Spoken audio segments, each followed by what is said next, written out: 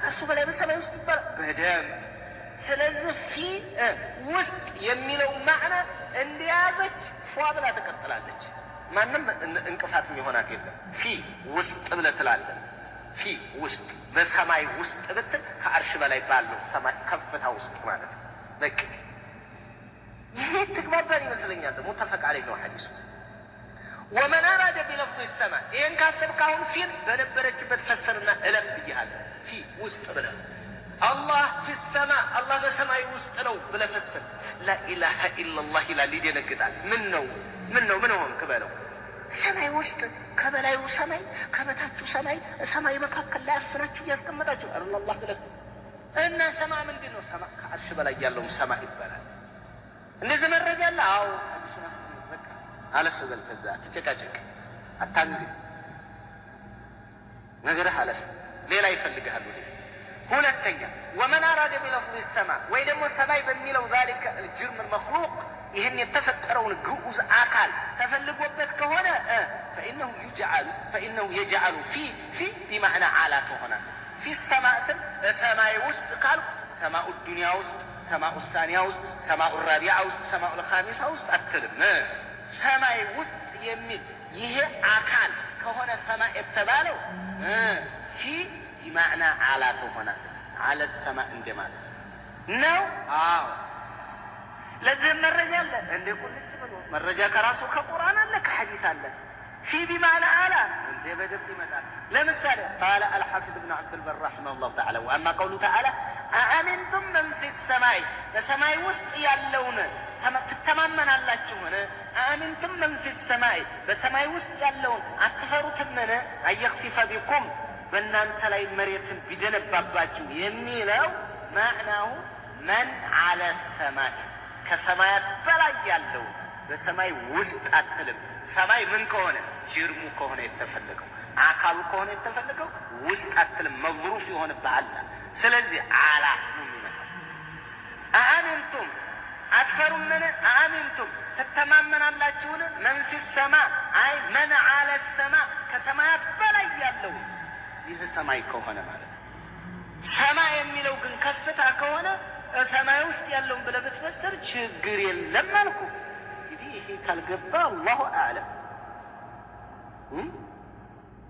እያወሳሰብኩባቸው ይሆን እንዴ? አፎና ወቀድ አንዳንድ ጊዜ እኮ ማብራራት ራሱ የበለጠ ሊያወሳስብ ይችላል።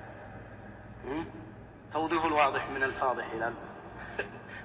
ወቀድ የኩኑ ፊ ማዕና አላ እንደዚህ አይነት አለ እንዲያው ወቀድ የኩኑ ፊ ማዕና አላ ፊ ቢማዕና አላ ፊ ቢማዕና አላ ትመጣለች።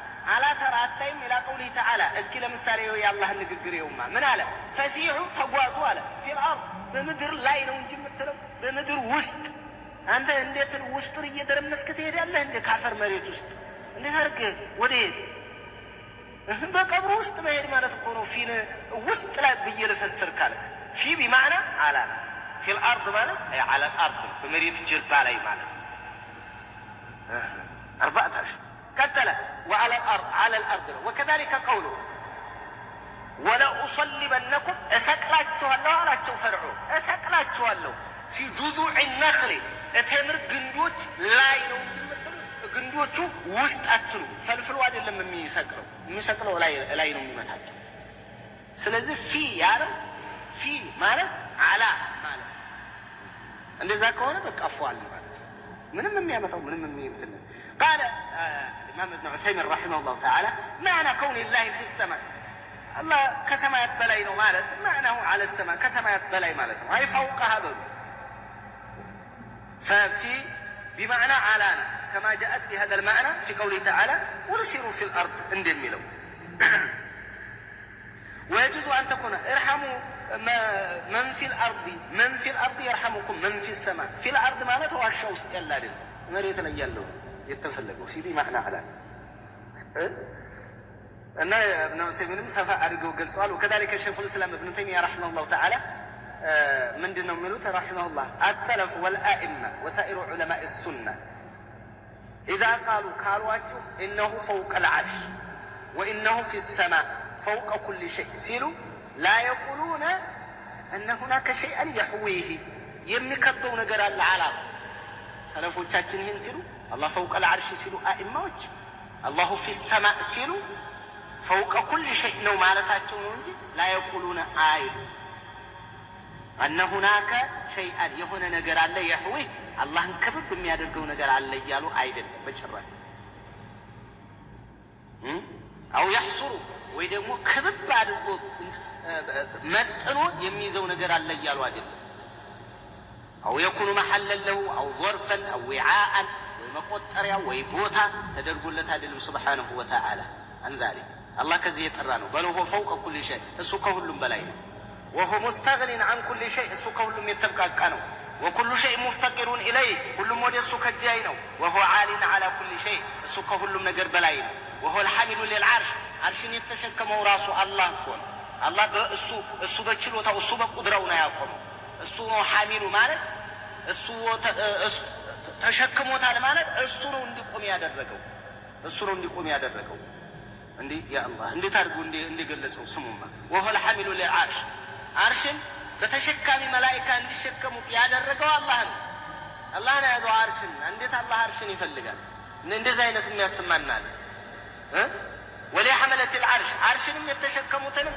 የያዛቸው ላይ ያሉ ጌታ ነው አላህ ነው بقوته وقدرته بچلوتاو بلله يالنته وكل مخلوق مفتقر اليه من يوم فطر له ودي الله كجاي ነው وهو غني عن العرش الله كعرش يتبقى ነው وعن كل مخلوق كيتኛው ፍጥረት የተብቃቃ ነው الله يعابدوች ጌታ عرشን ተደግፏል عرشን ይከጅለዋል ምን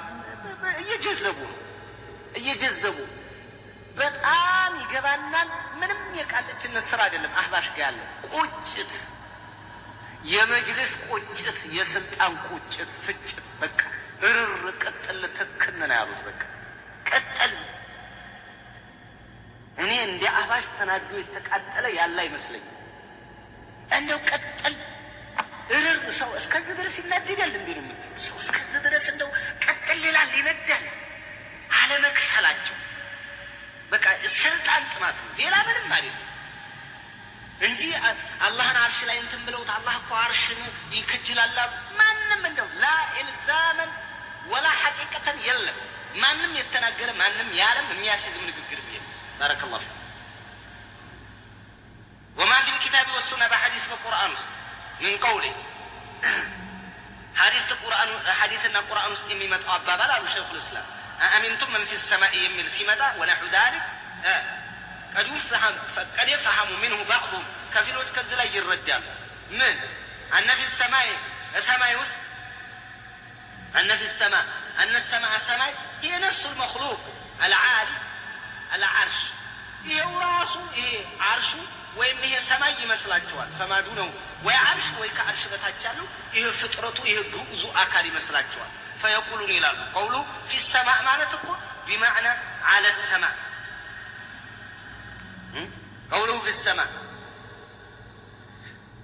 فمادونه فيقولون قوله في السماء بمعنى على السماء كما قال لذي وسديالو ማለት ነው ያንን የሚል قد يفهم منه بعضهم كفيلوች እንደዛ ይረዳሉ أن السماء هي نفس المخلوق العالي على عرش ብለው ይረዳሉ አይ እንደዛ አትረዱ አንልም ይረዳሉ የዛን ጊዜ ፊል ምን ያደርጓታል بمعنى على ያደርጓታል ይያሉ ሸይኹ ባረከ الله فيكم ስለዚህ ሰማዕ የሚለው ሁለት ማዕና አለው አንድ ዑሉው ብለው የሚፈስሩ አሉ ያ ምንም አያጨቃጭቀን ፊል በዛው በእንትኗ ተከተላለች ፊል እንትን አሰማዕ ጅርም አድርገው እንትን አርሽና ከአርሽ በታች ያሉን ሰማይ የሚያደርጉ አሉ ይበሉ ስለዚህ ፊል ምን ይሆናል ለዘግ بمعنى على ይሆናል ولا اصلبنكم في جذوع النخل የሚለውን መሰረት አድርገው በዛ ይወስዳሉ على جذوع النخل ማለት وكما قال فسيروا في الارض እንዲያለው على العرض ولا حاجه الى هذا እዚህ ማያደርስም ይያለ ነው ሸይኹ الاسلام እዚህ ማያደርሳችሁ ሰማይን ይሄ ሰማይ ብላችሁ